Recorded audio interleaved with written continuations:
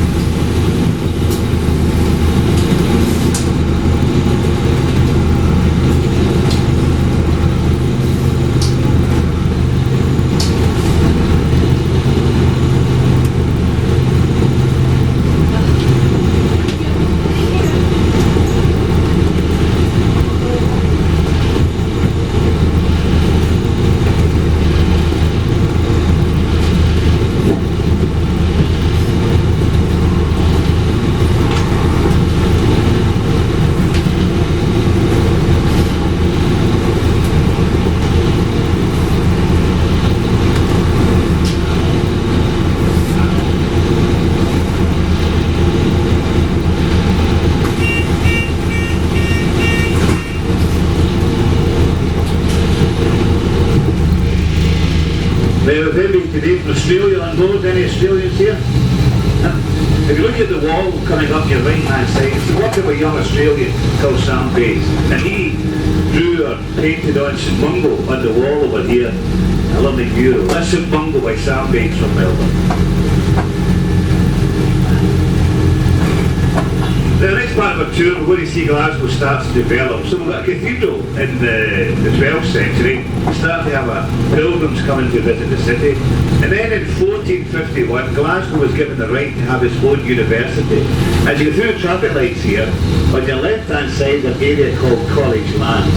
And that's where Glasgow University stood. Nothing's left of the university today. It's moved to the west end. But look at the top.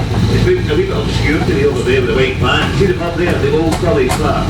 That was opened in 1810. That was the Students' Union of its day. The students used to go drinking there and then go to the university across the road. Next stop, the tourist stop number 3 at the Merchant City. Now Glasgow was allowed to have limited trade away back in the 17th century. We're allowed to trade east but not west. That was the sole preserve of English traders. So English traders had the right to trade with America. But we'll see how that changed in a very important year in Scottish history. Stop number 3, coming up now at the Merchant City.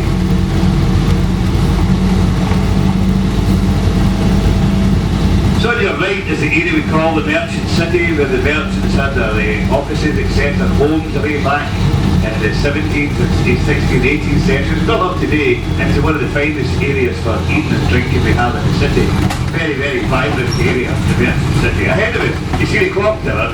The clock tower is known as a toll booth. Toll booth literally means in translation town hall. And this is where the city jail and the city prison jail and also city chambers used to be. This has been here, this toll booth, since 1625, and it sits right in the heart of what we call Glasgow Cross. Now, if you haven't seen the word toll booth written down, just look at the pub across the road. It's a toll booth bar. So we're right in the heart of old Glasgow now, at Glasgow Cross, the Merchant City behind you, the toll booth sitting here. I'm going to go left in a second, heading along towards the weekend market called the Barras. Now sadly, that's not open today, but we're going to use the stop of the Glasgow Green. As you'll see, we've been unable to go into Glasgow Green today because of these events taking place.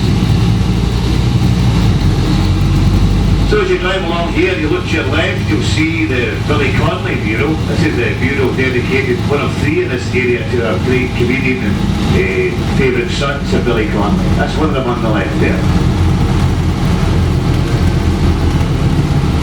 So if you got to stop number 4, please look out for the oldest sweet shop or candy store we have in the city called Glickman's. The Glickman's sell beautiful sweeties and candies. It's been recommended by the British Dental Association because it keeps them in a job. Stop 4 at Barras and Glickman's. You'll see it come up short.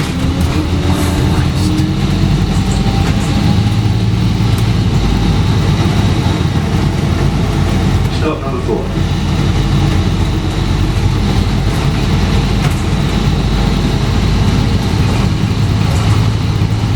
Somebody come off here, sorry. Yeah, they never filled the bell, so sorry. I did it, it's not working now, right? Cheers.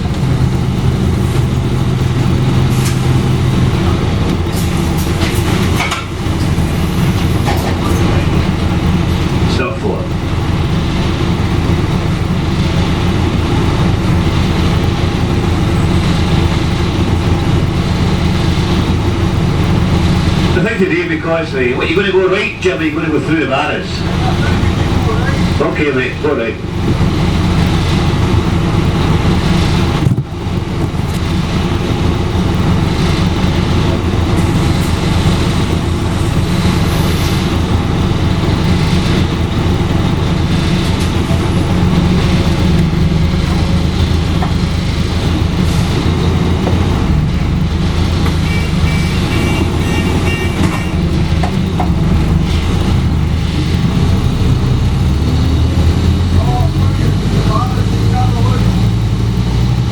Actually, Jim's taking us through the market which is open at the weekend. This is a famous old shops and market. You see the sign on your left for the Barras Market. And the Barras takes its name from a time they used to sell their goods from wheelbarrows, hence its name, the Barras. You get a nice good look. You don't normally go this way, so you've seen this famous open market. You're back here in the town on Saturday when the Barras are open. There you go, 1921, almost 100 years that's been open, that place there.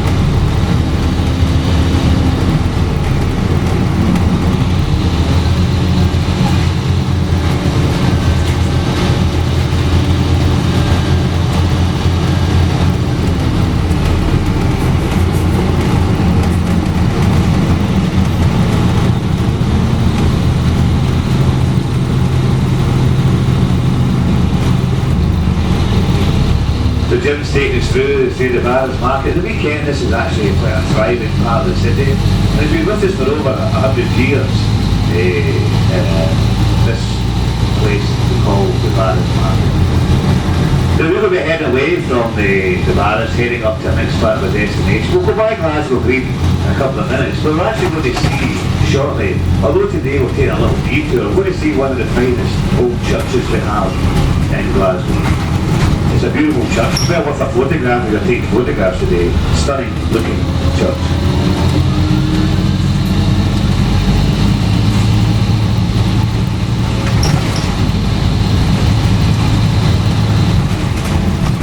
Now, of course, you're in Scotland today, and the patron saint of Scotland is St Andrews.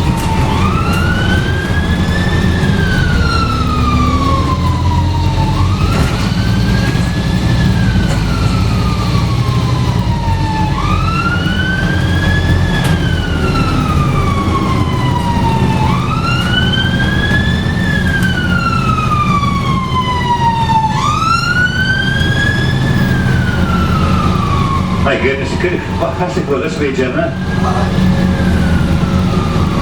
With all the joints, obviously wait for that. Call out, that's the local fire brigade there. Now, as I said earlier on, we're going to see today, we don't normally see this way, one of the finest old churches. This is called St Andrews in the Square. And it is a fabulous church. Today it's a place for weddings, and it's also a cafe called Cafe Sauce. Lovely church. No longer a church, now a venue for weddings.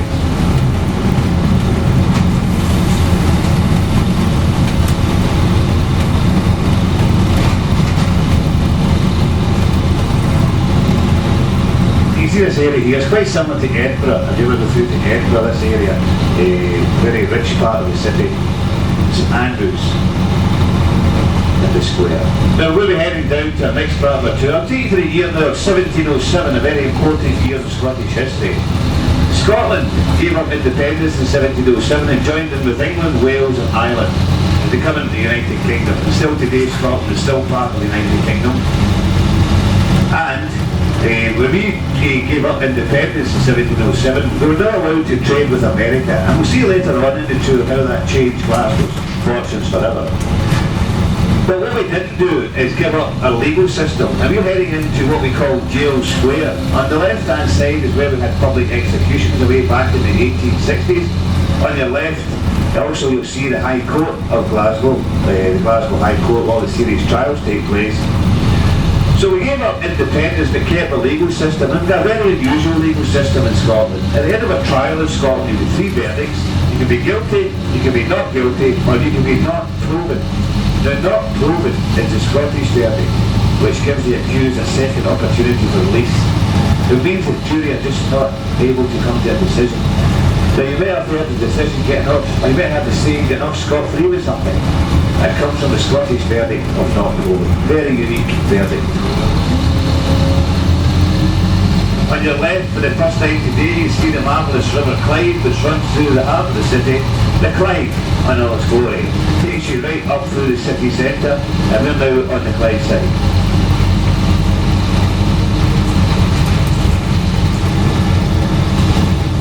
Now, in historical terms, the original name of the Clyde wasn't the Clyde, it was called the River Clutha, and that was on the name of the bar on the right hand side, which is called the Clutha Bar. You see there's a big gap there, that's where 5 years ago a terrible accident took place when a helicopter of Police Scotland crashed the roof here and 11 people were killed. Right now there's a fatal accident inquiry taking place to find out how this happened.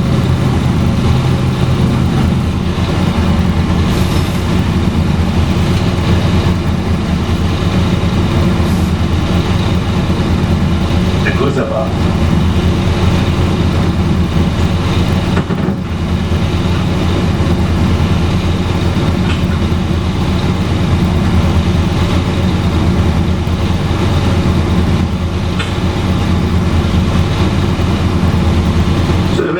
A wee bit inconsistent. We had beautiful weather last week, or same as all the Britain. We were sitting here like this time last Wednesday, Thursday, Friday, round about 28, 29 degrees. It was what we call in Glasgow tap-saff weather. Tap-saff, we call it. People are walking about with their tops off. Very unusual sight in Glasgow. Our next stop on the tour is stop number 6 at the St Enoch's shopping mall. Stop 6 coming up. You're able to go and visit some of the lovely shops stretched from here all the way up to Sauchiehall Street, known as Glasgow Style Mile, the second best shopping destination in the UK. On your left, the oldest pub in Glasgow, the Scotia Bar. The way back in the 1960s, the resident band here were called the Humble Bums. Now you might not have heard of the Humble Bums, but two members, two guys in the group who went on to great fame. One was Sir Billy Connolly, the other guy was called Jerry Rafferty. Jerry Rafferty, who was a fantastic singer-songwriter, he and Billy performed here at the Scotia. Opened in 1792. Stop 6 coming up.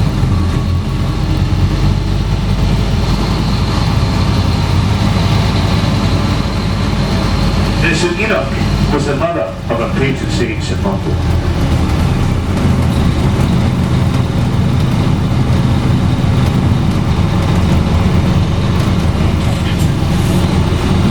What's today from Canada? Any Canadians here today?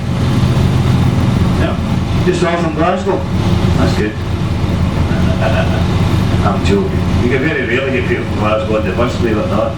They'll go on the bus in Milan and Rome and Spain, so they won't go on their own bus tour. They think they know all about Glasgow. No, there's somebody here from Birmingham. I've been in Birmingham. I've been in Birmingham many times. Birmingham. Sutton Coldfield used to go all the time on that.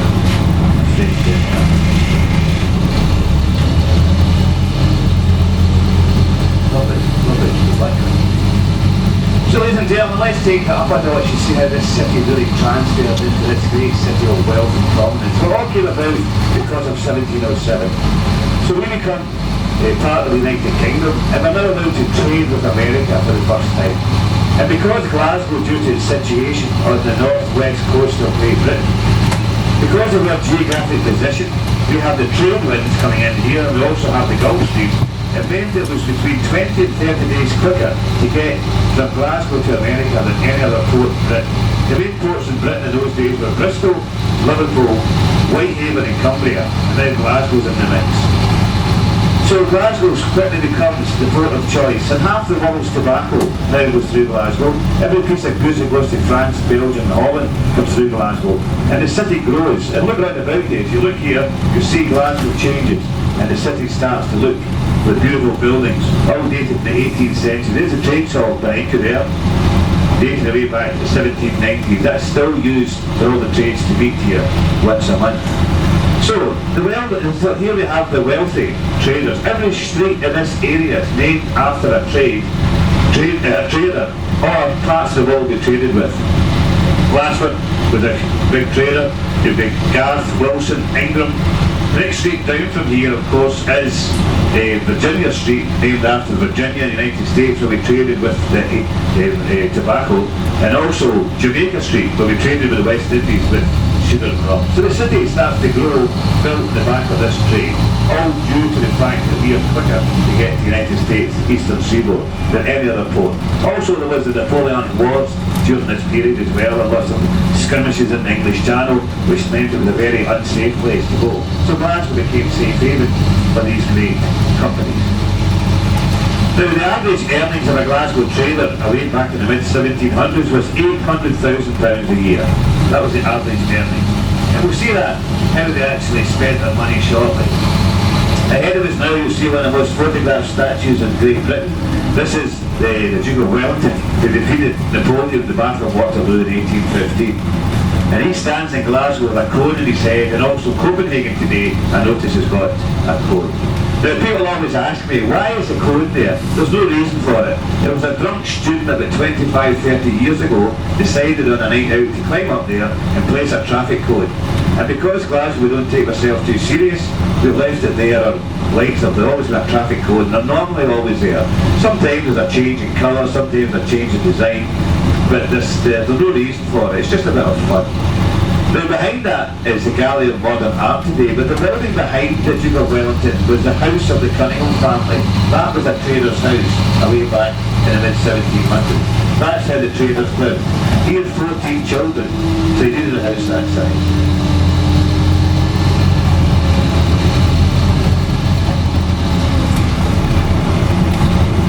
Now today the Gallery of Modern Art, but it was the house of the Cunningham family. Then all over Glasgow you've got these huge traders' mansions situated. Many of them are now museums or art galleries, but they were once dwelling houses. Now we go round the corner here, folks, a little bit tight because there's roadworks on. As we go round the corner, we have a saying in Glasgow you may want to remember. It's never look down in Glasgow, always look up. And none better illustrated than round we head towards stop 7. Have a look round about, you'll see some of the old merchants' houses, factories, shipping agents, and also newspaper companies. As we see old Glasgow round the corner at stop number 7. Look round about, look up and see the beautiful building. And this is some of the finest Victorian architecture you'll see anywhere in Europe. Stop 7 coming up.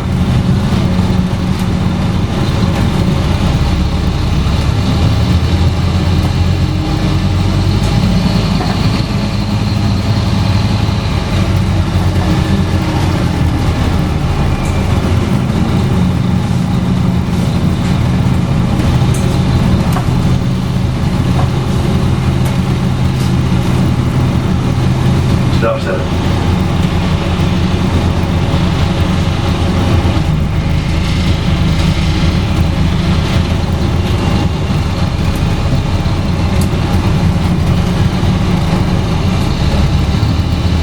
So passing over now the busiest shopping street in Glasgow, this is Buchanan Street, named after Andrew Buchanan, again a very rich merchant. Buchanan Street.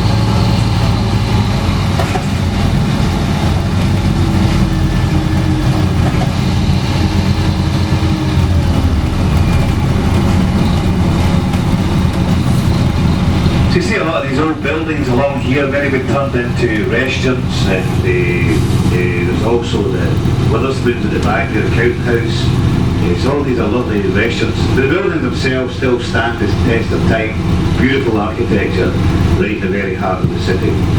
So folks, just to remind where you are today, you're in Scotland today. This is a population in Scotland of 5.4 million. You're in the largest city in Scotland. This is Glasgow, which is the largest city. Of course, Edinburgh is the capital. Now, the population of Glasgow has changed over the centuries. The population of Glasgow in 1801 was 80,000. By 1901 it was 800,000. We had a very amazing invention in the city when a chap called James Watt was walking through Glasgow Green way back in the 1760s. They came up with the idea of a separate steam condenser, steam engine, which led to industrialisation. So people flocked from all over the world to Glasgow to come and work in these 50 shipyards, half the world's locomotives, steelworks, chemical works, and the city was alive. and population booming. Too many people actually. This is one of the most overpopulated cities in the world at one time. Great city of adventure. On your right you see the Glasgow Central Railway Station, and in that building there, the hotel, way back in the 1927, a chap called John Logie Baird sent the first ever television picture of the world from Glasgow to London. And near the city they gave the world television.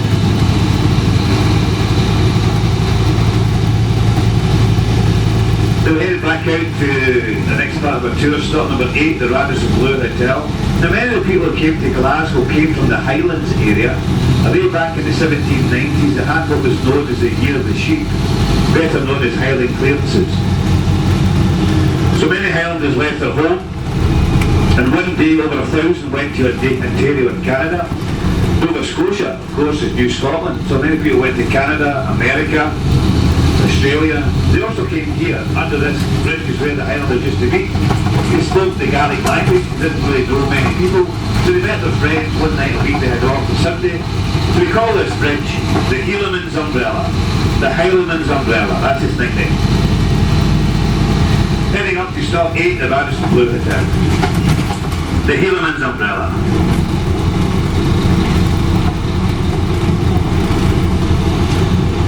Stop 8 for the Radisson Blu Hotel, the Glasgow Central Railway Station, of which we're now sitting underneath the famous bridge. If you get a chance to go through the bridge, take a look behind you, you see this beautiful bridge. In a couple of minutes, as Jim takes us up to stop number 8.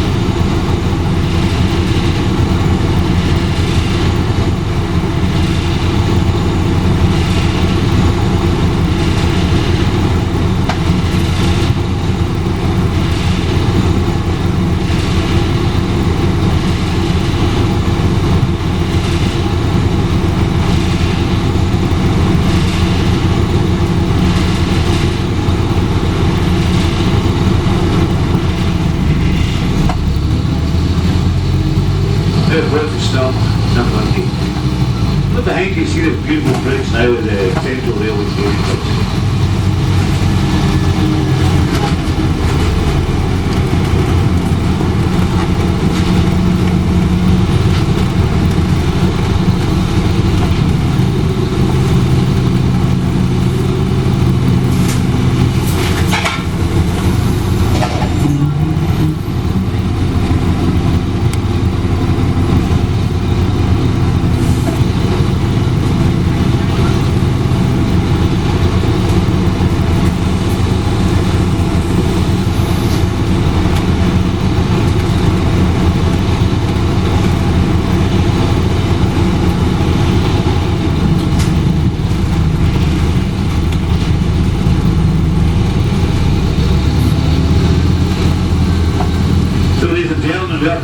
Newcastle, my name's Stevie, I'm your guide today and Jim's your driver. We're talking about Glasgow now, population increasing 800,000 in 1901, and by 1930 the population of Glasgow peaked at 1.2 million, one of the largest cities population growth in the world. But sadly, between the 1950s and the 1980s, Glasgow lost 95% of its heavy engineering. We couldn't compete with the Far East when it came to shipbuilding. Political decisions made at that time really was not very good for Scotland indeed. And the city itself went into a steep decline. People left in their droves. The population of Glasgow today is 660,000. So we lost half our population. People leaving all over the world, they went and take their trades. And no wonder when you go in the world, you see a Scottish influence, a Scottish diaspora. But those of us who stayed have seen Glasgow change remarkably. And in the last 25-30 years, this city, by virtue of inward investment, European money, has really turned into one of the great cities in terms of tourism. In fact, Lonely Planet places the top 10 cities to visit, but also one of the top 10 financial centres in Europe. And on your right hand side, all along here, we have got the financial district, Wall Street on Clyde. And the city really is growing remarkably well, and we're now going to head shortly down to the Clydeside again, and we'll see how much this money has really meant to Glasgow as we go and see all the fantastic new buildings at the Clydeside. That next stop really amplifies that. Stop 9 gives us 3 hotels, the Hallmark, the Hilton, and the Hallmark Hotel, the Hilton, and the Marriott hotels along here. But as you drive along, this is where you'll see a lot of the buildings change in architecture. We've got a financial district all along the right-hand side. And we're thriving now. Young people no longer produce great ships, they produce great locomotives. They now work in the financial district. So now, keep your fingers crossed, hoping to survive Brexit.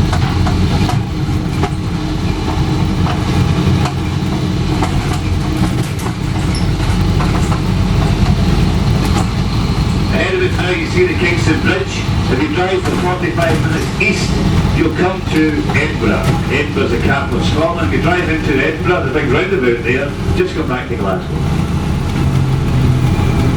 We have a bit of love-hate relationship with Edinburgh. We love Edinburgh, but they don't seem to like us at times, so we always go by that. So Edinburgh and Glasgow always vie for, they're the capital, but Glasgow sees itself as a city of great importance.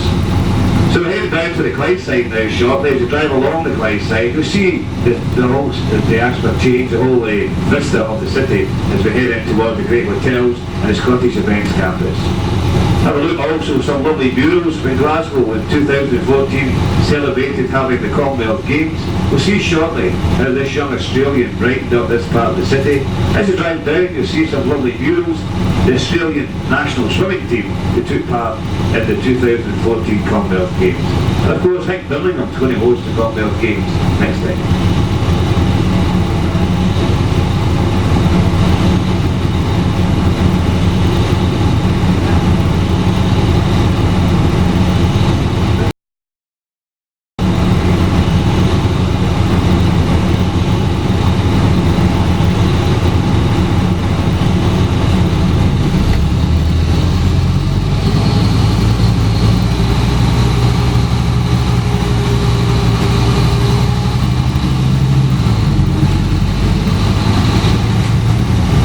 You see Swimmers and Divers by Sam Bates from Melbourne.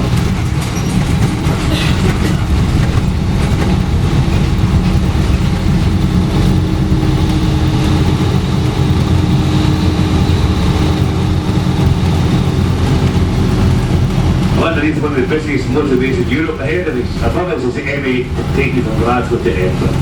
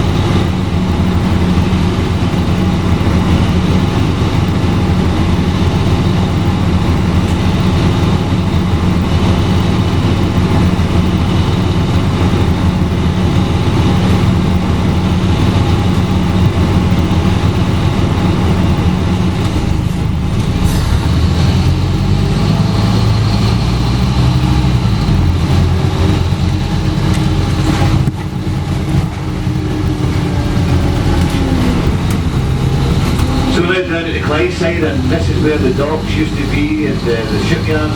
Once over 50 shipyards in Glasgow, producing a third of the world's ships. Half the world's locomotives were built in this city. Today it's a very peaceful looking river as you head along, but you see a lot of change. We see a lot of change in the city. New buildings coming up, newspaper companies, new flats for the young, rich class regions can come and live and walk to work in the city. And some new bridges and events there we'll talk about shortly.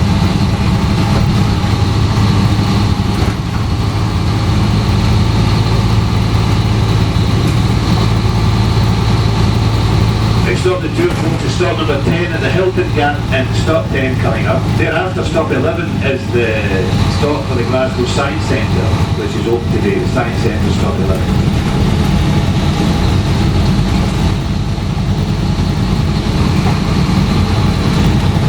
So on your left now you see this bridge we call the Clyde Arc Bridge. better known to Glaswegians by a nickname. We call this the Squinty Bridge. Squinty is Glasgow, meaning not quite straight. Squinty.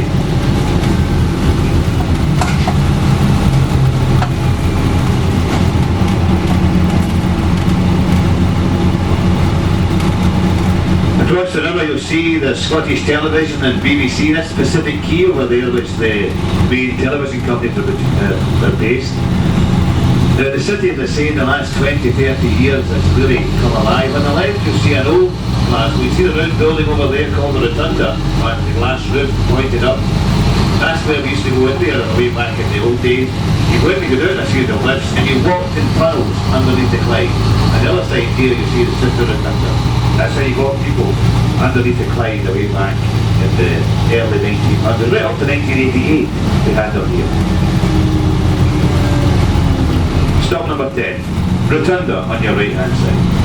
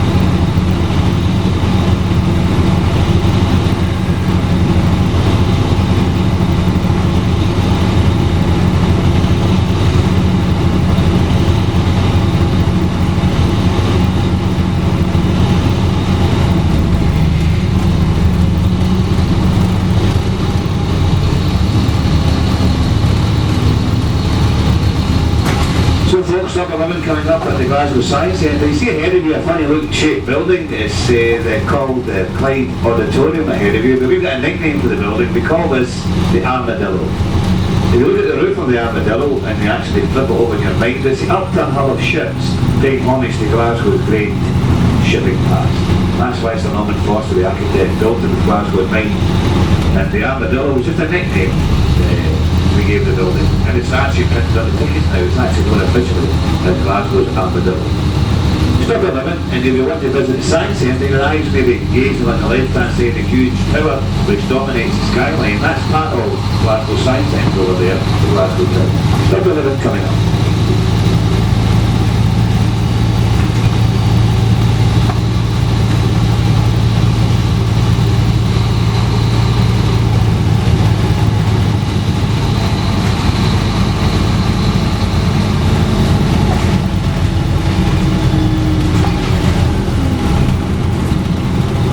The Armadillo at Glasgow Science Centre.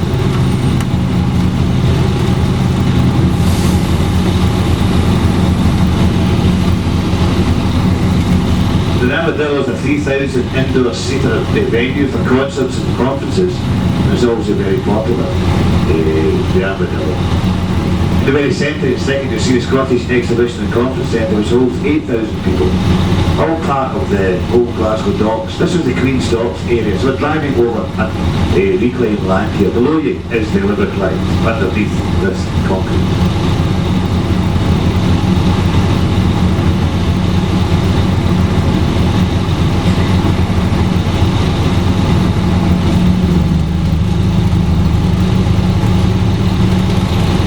So right in the heart of the Scottish Events Campus, the Armadillo, the Scottish Exhibition and Conference Centre over there, and on your left now, the largest indoor arena in Scotland, the Hydro.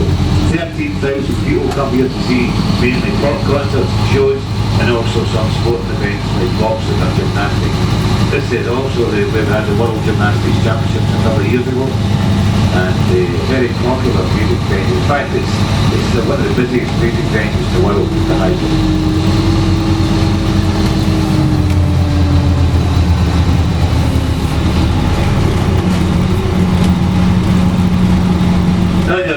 side there you see this huge crane sits here, there's nothing.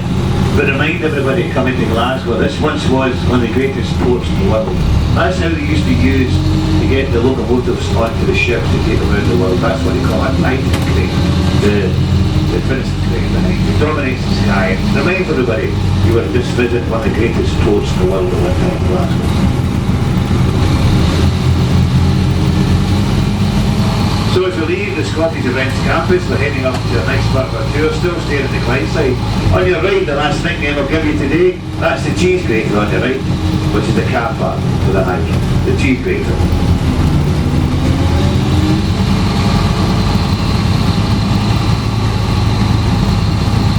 Now folks, the next part of the tour is a new stop, a year old, called Stop 11A at the Clydeside Whisky Distillery, a malt whisky distillery, just opened a year. You can visit the visitor centre, have a tour around the about, see how they make malt whisky. It's the only whisky distillery we have in the part of the world, in the central part of Glasgow. So the Clydeside is a very good experience, something to think about in your travels today around Glasgow. Lovely restaurant in there as well, you can have something to eat. Then you can go and find out how they make this wonderful drink they like to export around the world called Scots whisky.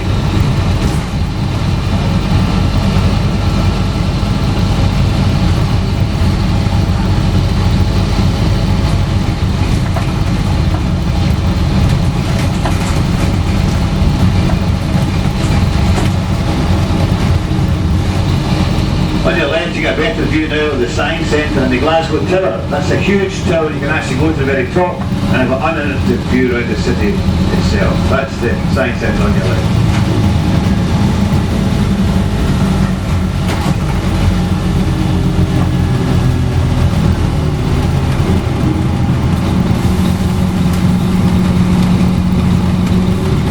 Now approach the Stop 11A at the Clydeside Whisky Distillery.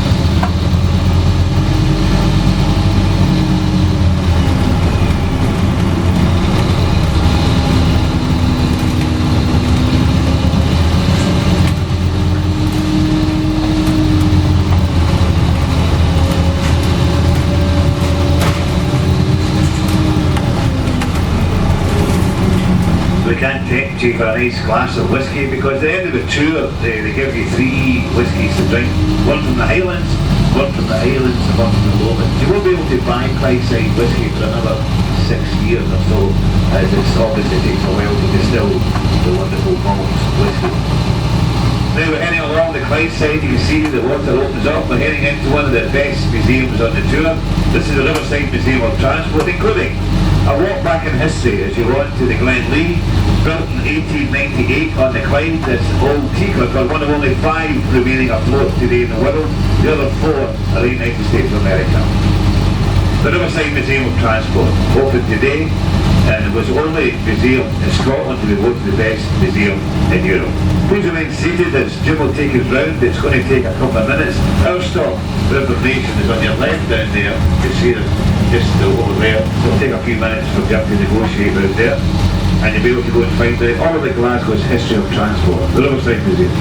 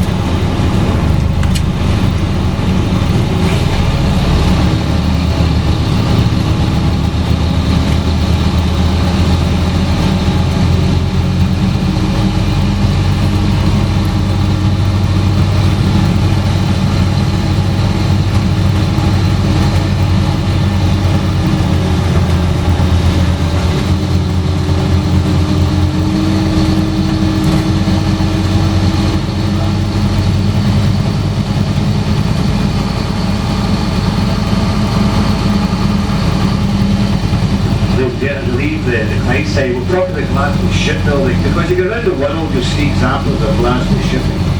So if you go, for instance, to the lovely folks from London, if you go into London, to Greenwich, you see the Clydeside. The Clydeside was built on the Clyde. If you go to Long Beach, California, you'll find the Queen Mary. The Queen Mary was built just behind you, here at Kelvin in Glasgow.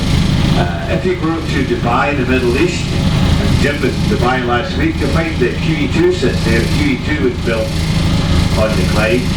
And if you go to Edinburgh, the capital of Scotland, you see the Royal Yacht Britannia sits there, and that's the Queen's own private yacht built on the Clyde. If you go to Hawaii, to Honolulu, you see the sister ship of the Glen Lee called the Falls of Clyde sits in Honolulu Harbour.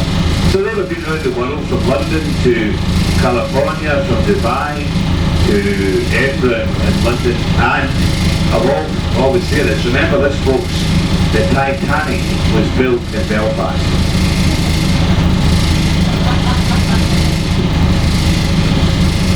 So we're heading up to the west end of the tour now. If you get your maps handy, I'll give you a little taste of what's coming ahead. But Jim's going to take us back down through the Clydeside again. We've really seen all that. Our next stop the tour will be a couple of maybe 8-10 minutes. It's going up to the Kelvingrove Museum, stop 13. Stop 14 takes you to Glasgow University, the Ontario Museum, the Ontario Art Gallery and the Macintosh House. Stop 15 gives you access to the Botanic Garden and also the shops, restaurants, bars, theatres and lovely markets in Byres Road, one of our finest streets for really good days out. And stop 16 takes you round the loop, puts you back into Kelvingrove Museum, the front door entrance.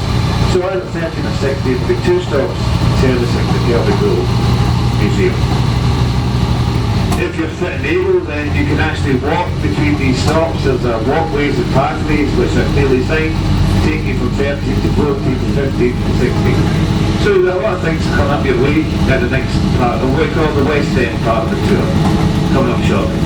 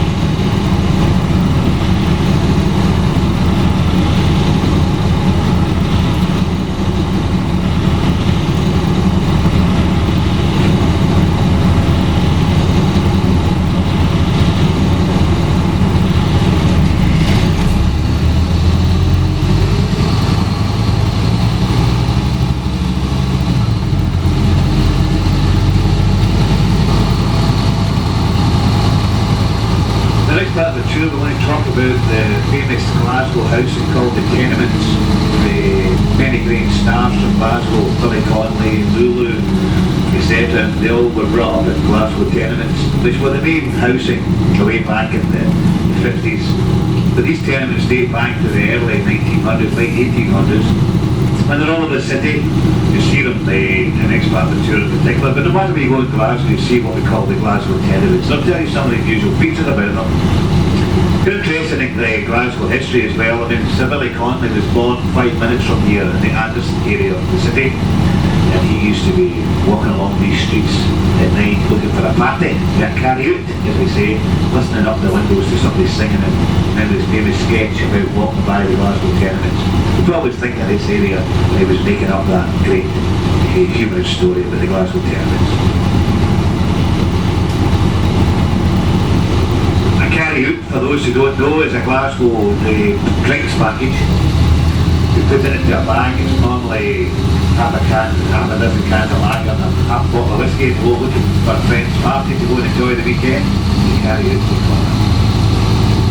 Ahead of us you'll see coming up the classic tenement building.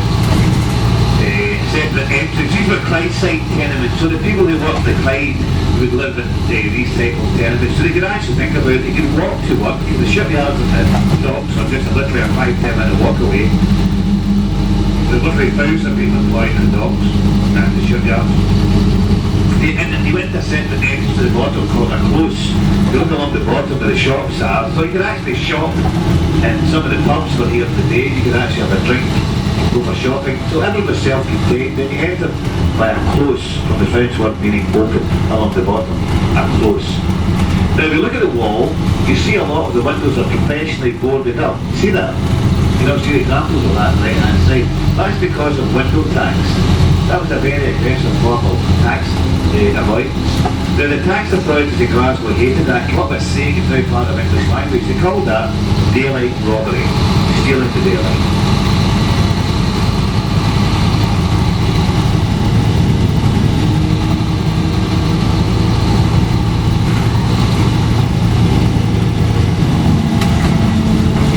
It's a very busy part of the city now because there used to be quite a run-down area, but if you think about it, the Hydro and the Armadillo, the concerts are on almost every week. Now that people come looking for a dinner and a night out, so there are a lot of restaurants along here now and have really blossomed the last 4 or 5 years. And you can see a different array of nationalities, from Chinese, there's Turkish, there's Greek, and there's lovely Italian restaurants. It smells. You have a lovely flavour of what's ahead of you on the Bell Street. And on an evening like tonight, or whenever shows are on, so these restaurants will be very, very busy.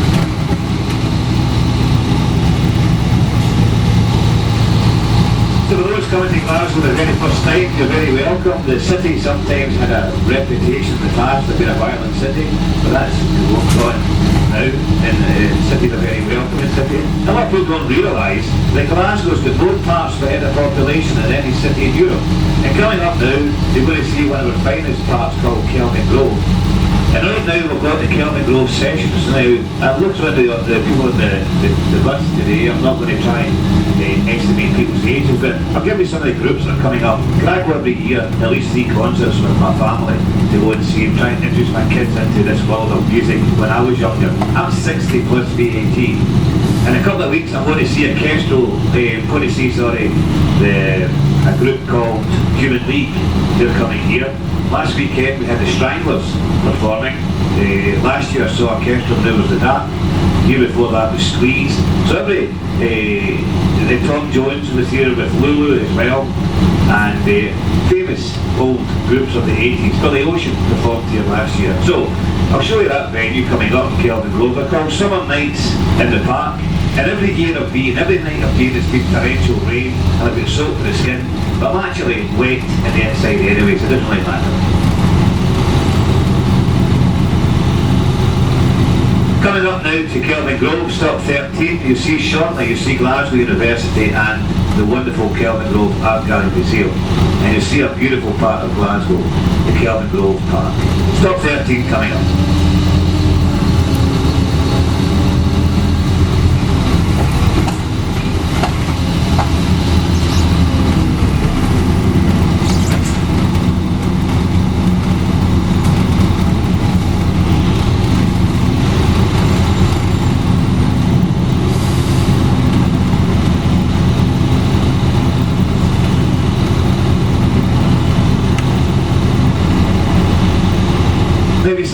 second view. And if you look to your right, you see the red sandstone tenements. If you look to your left, you see the blonde sandstone. That's the two main colours, the honey and the rose tenements. On the left, you see the Kelvingrove, which is in the Spanish Baroque style of architecture, with a beautiful red sandstone. And on the hill, on your left, Glasgow University. Moved here in 1871. It was the original place away back in the east of the city. Stop 13 coming up. If you're going to go off here to visit, you walk behind yourself for a couple of minutes and you'll be able to go. But those people are walking right now on your left is the entrance to Kelvingrove Museum.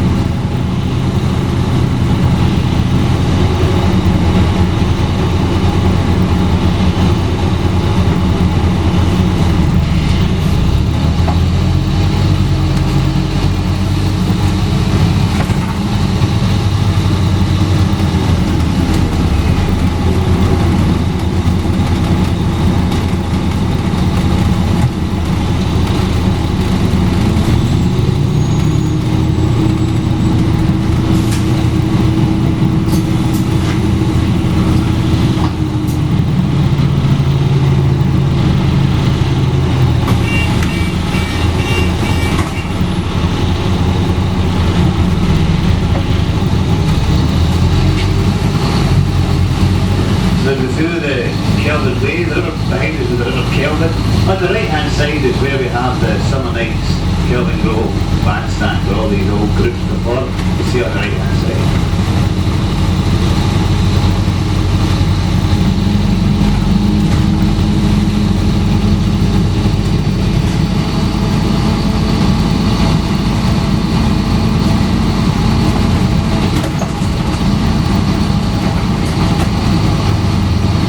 So on your left, Glasgow University. The university gave us people like James Watt to change the world with a separate steam condenser steam engine. People like William Thomson, who took his name from the river, better known to the world as Lord Kelvin, the father of thermodynamics and the Kelvin temperature scale. Adam Smith, who wrote the book The Wealth of Nations, of which most countries' economics are based on. The Adam Smith famous book The Wealth of Nations. Just some of the students of Glasgow University. There's many, many great. On the left-hand side, you'll see the original entrance to Glasgow University, the only part of the old university still standing. That on the left is Byres Road, brought here brick by brick, built in 1451 as university at East of the City. So there we have it on the left, this great old museum in here called the Antiquarian, which is the oldest museum in Scotland. Again, it's free, as all museums are in Scotland. In Glasgow, all the museums are free in the city.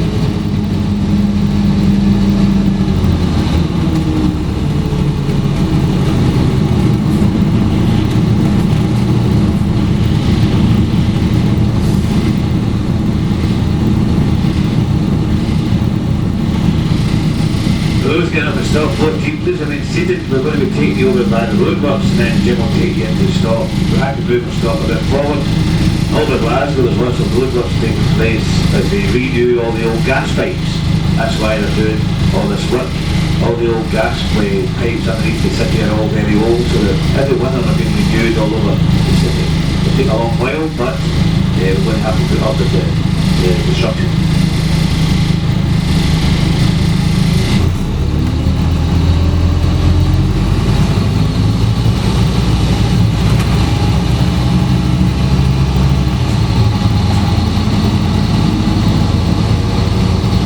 Your right, over there you see the Macintosh house, the house that Charles and Macintosh lived in on your right hand side, and behind it, the Antiquarian and stop 14 coming up.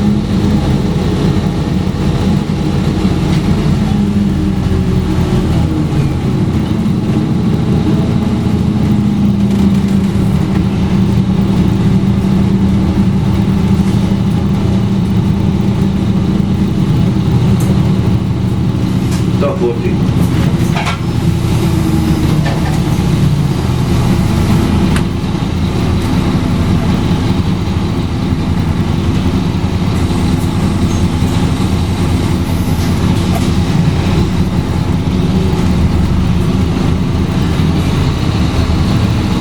The Glasgow University, folks, is the fourth oldest university in the English-speaking world.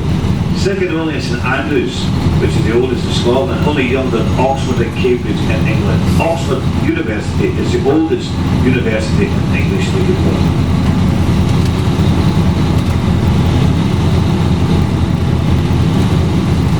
Our next stop, the tourist stop 15 in Byres Road, and heading towards the Botanic Gardens further north, another lovely pubs and restaurants, coffee shops along this beautiful street. Stop 15 coming up. If you get off at 15, just remain seated, we'll get you off shortly.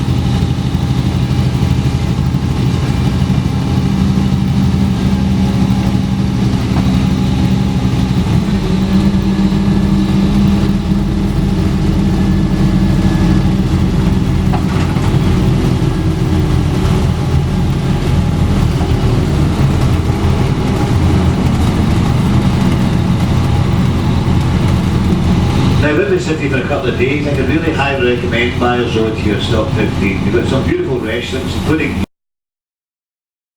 Ubiquitous Chip, reckoned to be Glasgow's finest restaurant, which is along in the lanes here, Ashton Lane, Rugden Lane area. You've also got lovely restaurants all along here, right up to the Botanic Gardens, including the Onboard at the very top of the street, Onboard Theatre. And every day at 1 o'clock they have a play, a pie and a pint, usually on all year round. Most days, a play, a pie and a pint. Have a look at it and see what's advertised. You buy one ticket, you see a show, you have a drink, and you have something to eat as well.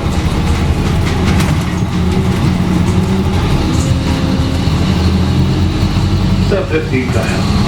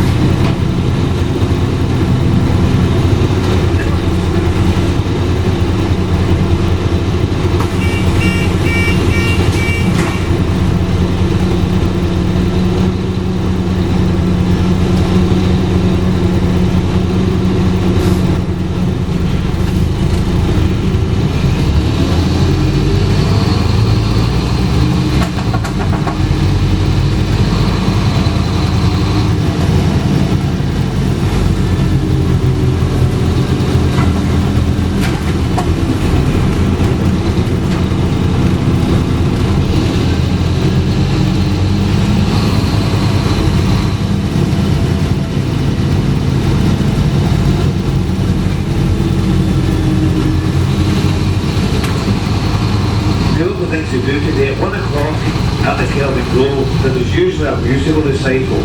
The chairs are laid out and somebody comes down from the university music department and plays the wonderful old organ there. So we'll put it maybe look at your schedule for later on, give yourself something to do. There's also a nice little cafe inside. Now, the Kelvingrove contains over 10,000 artefacts. It's not just paintings and old things to look at. You've got great pop culture, geography, topography. You've also got social history. A nice place to spend some time. It's a wonderful museum, the Kelvingrove. Been opened in 1901. The great exhibition of that year. That's Glasgow's premier museum. Coming up now, the Kelvingrove, and also across the road from it, you've got the Kelvin Hall Museum, which used to be an old music venue. That next stop, the tour groups, takes you to stop 16, the Kelvingrove Art Gallery Museum. Thank you.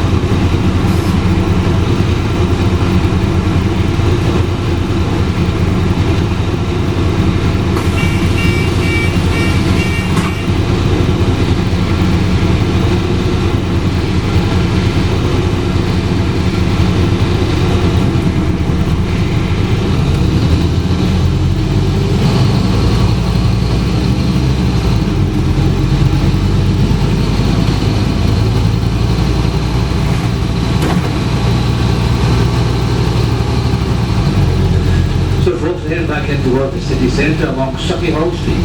The next stop, the tour stop 17 at the old hotel situated there. Now, it's clear to see that the British Empire was one of the greatest empires known to mankind.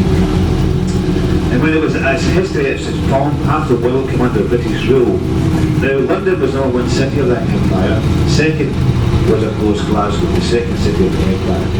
And as you get to stop 17, have a look round about you, look for some of the street names, look and see the architecture change. As Glasgow's architects, very aware of their status as the second city of the empire, turned Glasgow into a mini London. So, the next part of our tour, look around when Glasgow imitates London.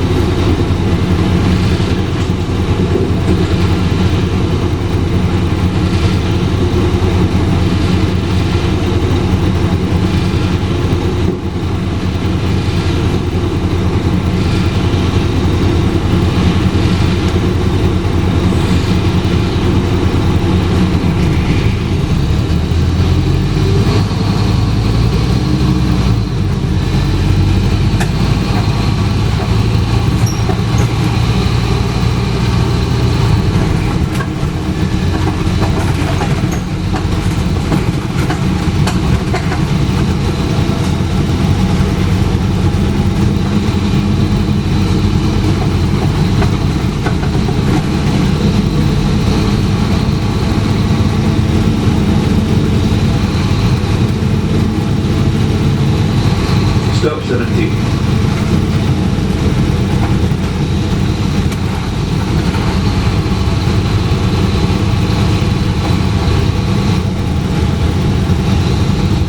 Now the street opens up. You see Glasgow imitate London.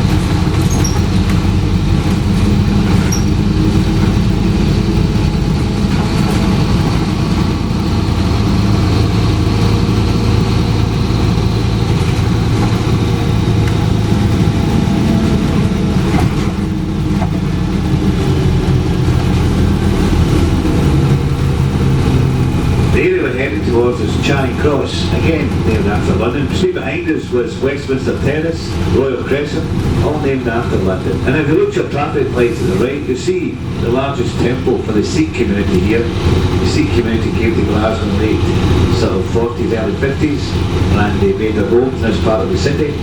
And you see, as you drive along here, some fantastic curry houses as well, as they brought this beautiful blend of culture and spices and food to the city. Heading up now to Charing Cross to stop 18, but you see the Gurdwara on the right hand side, right in the heart of the Sikh area.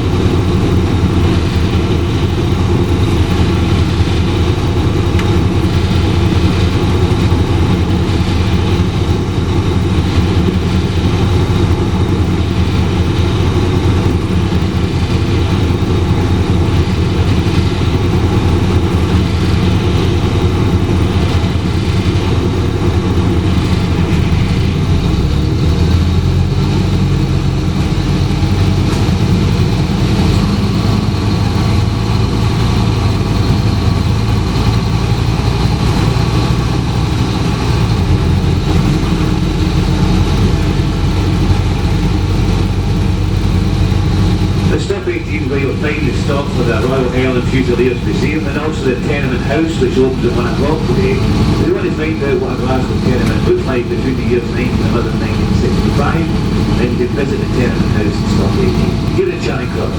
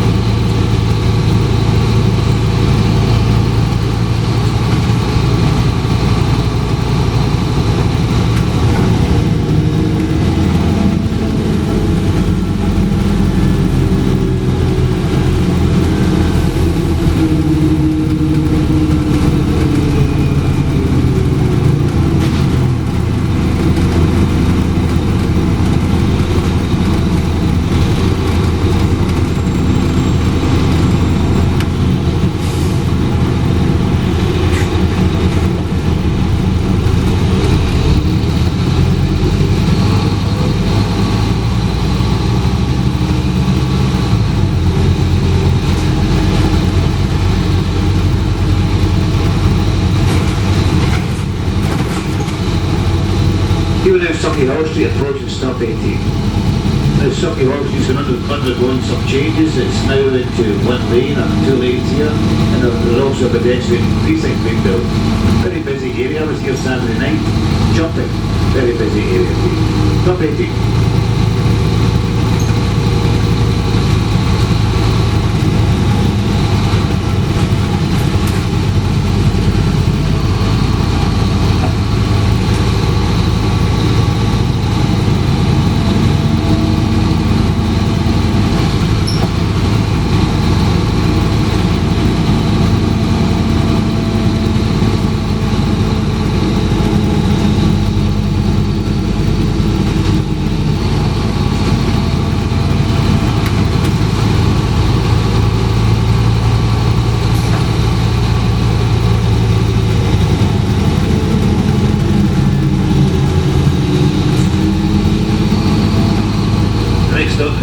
Stop number 19, and on the left you can see where the terrible fire devastated the School of Art above us, and also the shops along here.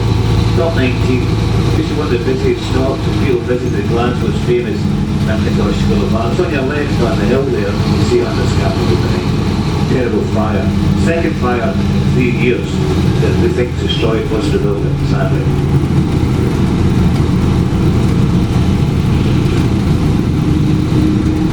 Now next stop the tour folks, stop 20 at the Citizen M Hotel, Sauchiehall Street shops, stop 20 coming up.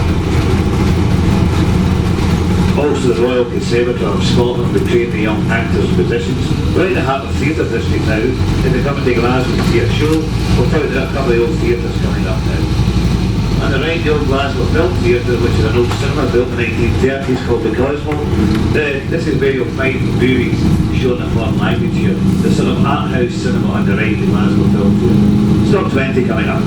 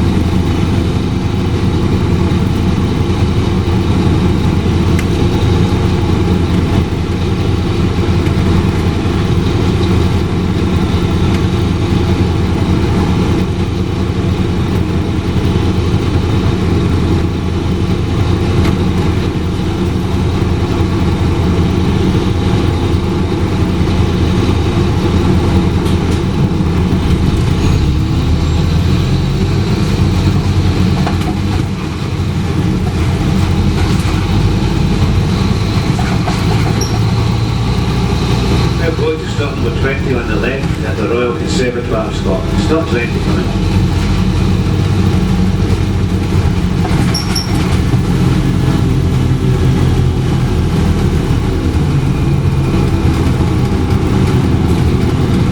Through the gap on the left hand side you see the old Theatre Royal, home of Scottish Ballet and Scottish Opera on the left, famous old theatre. The very bottom of the street here, when the journey takes us through the lights, look to your left, you see the School of Piping, who train the young pipers, Glasgow School of Piping. We've got a lovely restaurant attached to it as well. So that's on your left hand side, the Theatre Royal and the School of Piping.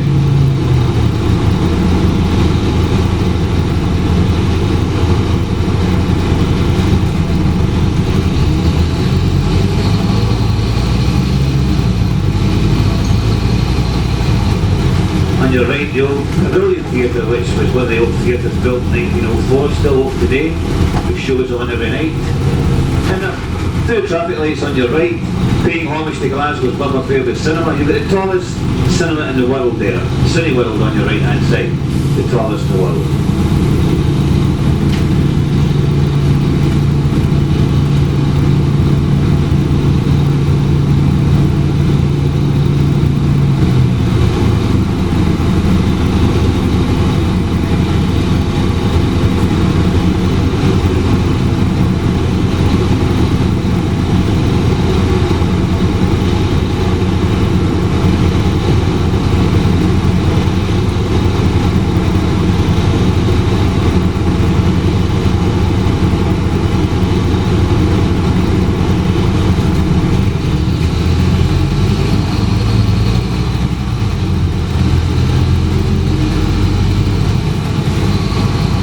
Folks heading in now to stop number 21, the last recognised stop. We'll head down to George Square at the terminus. Stop 21 is where you'll find the Mechanic Gallery shopping hall and Mechanic Street bus station. On your right, the Royal Concert Hall, another theatre we have here. And Mechanic Gallery shopping is further down the right hand side. Stop 21 coming up.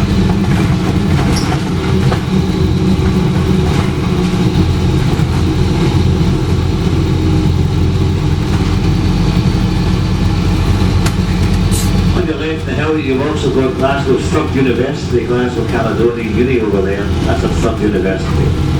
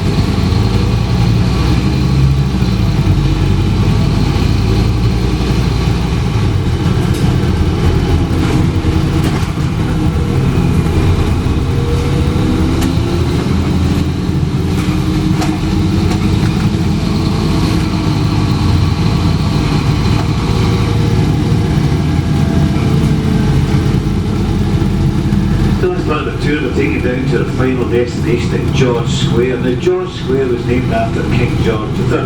He was the Hanoverian king, so hence we're on the main street leading there, which is North Hanover Street. One of his sons was Prince Frederick, so the next street down from here is South Frederick Street. The railway station on your right is the Queen Street railway station, named after his wife Queen Charlotte. What you will find unusual in Glasgow is no statue of George III in his own square. It was laid away out in the 1700s at a time when the Empire was ruled by Britain and George III was king. But in 1776, he lost the Americas, or the colonies it was known. He became quite a divisive figure in Glasgow. So he was not given his own statue, his own square. In fact, the one that dominates the square, you can see it there, the big tall statue, is actually a man from Edinburgh. That's so much he didn't like him, he put a man from Edinburgh right in the heart of Glasgow. That's the longer score. That's why George III doesn't stand his own statue in George Square.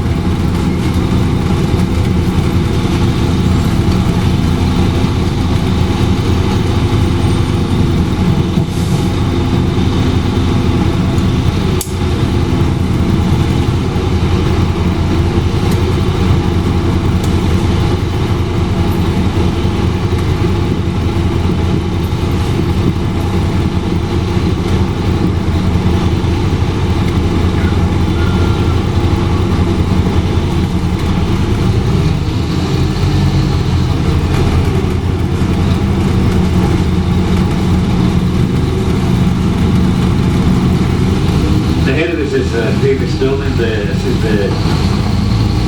how the city fathers run the city chambers here. Because it's on roadworks again, we're going to have to take a little detour by here.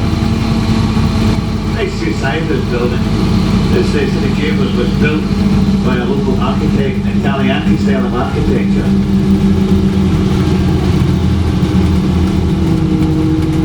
William Young from Paisley built, opened in 1888 by Queen Victoria herself, the city chambers.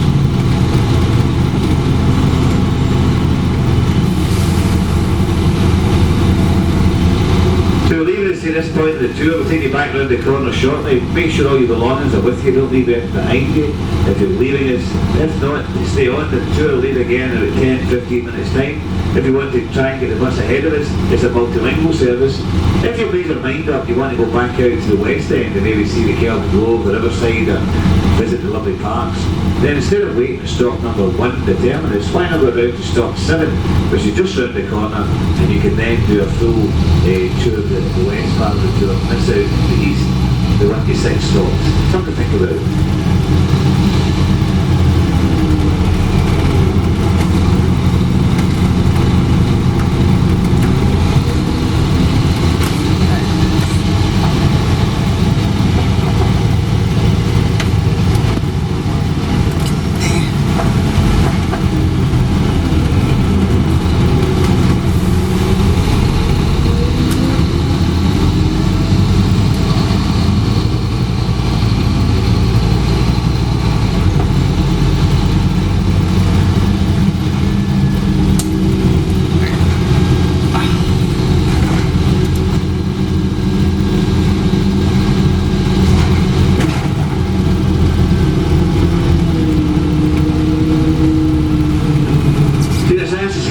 It's a huge building on your right, and the chance when you go off the bus to look behind you, see at the top of the flagpole, Glasgow's got its own Statue of Liberty, not just the one in New York, there's one here in Glasgow as well.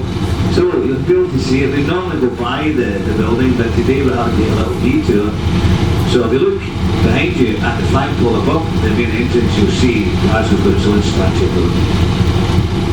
You'll see in a couple of minutes as we pull away, if you look up there.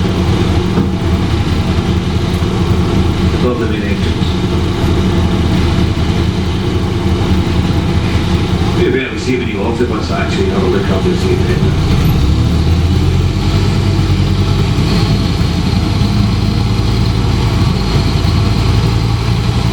So folks, on behalf of Sightseeing Glasgow, on behalf of the driver today, Jim, myself, Steve, we hope you enjoyed your tour around Glasgow. Remember, your tickets valid all day. The service is now running up till 10 o'clock at night. So no excuse to go out and enjoy the sights and sound of Glasgow. Thanks for listening. Bye for now.